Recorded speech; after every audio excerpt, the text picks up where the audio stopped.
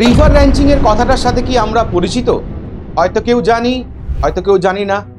River ranching হলো নদীতে নির্দিষ্ট জায়গায় নির্দিষ্ট মাছ ছাড়া।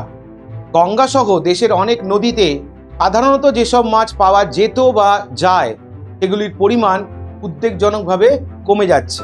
যেমন গঙ্গায় রুই, কাতলা, মৃগেল, সরপুঁটি, চিতল। আবার উত্তরাখণ্ডের নদীগুলিতে মহাশিরা মাছ কমছে, যা চিন্তার কারণ হয়ে উঠেছে পরিবেশবিদদের কাছে। তাই বেশ কিছু প্রজাতির মাছের বিলুপ্তি রুখতে এনএমসিজি অর্থাৎ national mission for clean Ganga প্রকল্পে উদ্যোগী হয়েছে জল সম্পদ মন্ত্রক।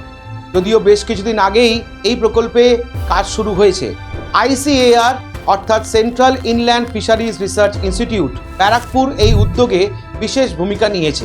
নমামি গঙ্গে প্রকল্পের প্রথম দফা 2015 থেকে 2020 এবং 2020 থেকে 2023-এর দ্বিতীয় দফায় গঙ্গার বিভিন্ন জায়গায় বেছে বেছে কাজ শুরু করেছে সিফরি। প্রাপ্ত মাছের প্রজাতির সংখ্যা নির্ণয়, বিপন্ন মাছের তালিকা তৈরি বা IUCN লিস্টে তাদের অবস্থান চিহ্নিত করা, মাছের সংখ্যা কমার কারণ অনুসন্ধান ও তা রোধ করার উপায় খুঁজে বের করার দায়িত্বে ছিল সিফরি। যারা প্রত্যক্ষভাবে এই কাজে যুক্ত অর্থাৎ কর্মীদের কথা অনুযায়ী প্রচুর পরিমাণে ডিমে ভরা মাছ জালে ধরে ফেলেছে মৎস্যজীবীরা, ফলে নতুন মাছ জন্ম নিতে পারছে না।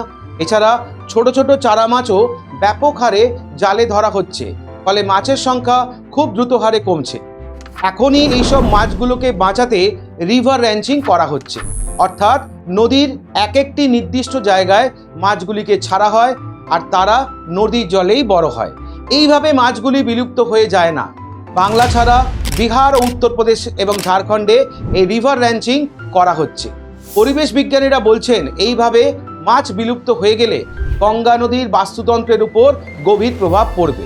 আর তাই শুধু রুই, কাতলা, মৃগেল নয়, অন্যান্য সমস্ত মাছের প্রজাতির রক্ষা করার একান্ত প্রয়োজন। কিছুদিন আগে একটা খবর আমাদের চোখে পড়ে, তা হলো বারাণসীর গঙ্গায় পাওয়া গেছে স্যাকারমাউথ ক্যাটফিশ, যেটা কপালে ভাঁজ ফেলে দেয় বিজ্ঞানীদের। তারা জানান মাছটি দক্ষিণ আমেরিকার অ্যামাজন নদীর মাছ এবং মাছটি মাংসাশী।